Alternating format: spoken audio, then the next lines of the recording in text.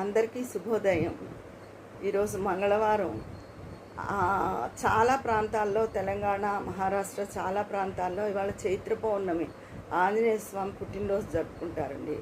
కానీ మనకి ఆంధ్రాలో మనకొచ్చి వైశాఖ శుద్ధ దశమి రోజున, అంటే మే నెలలో వస్తుంది మనకి. అప్పుడు ఆంజనేయ స్వామి వారి పుట్టినరోజు మనం ఇక్కడ వైభవంగా చేసుకుంటాం.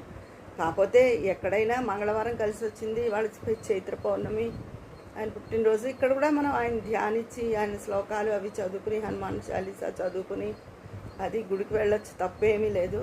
కానీ అసలు మనకు వైశాఖ శుద్ధ దశమి రోజు ఆంజనేయ స్వామి వారి పుట్టినరోజు అన్నమాట.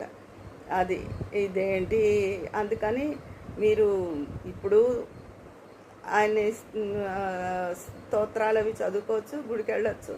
అప్పుడు అంతకన్నా వైభవంగా చేసుకోవచ్చు. ఉంటాను, మీ విజయాపన్నాల.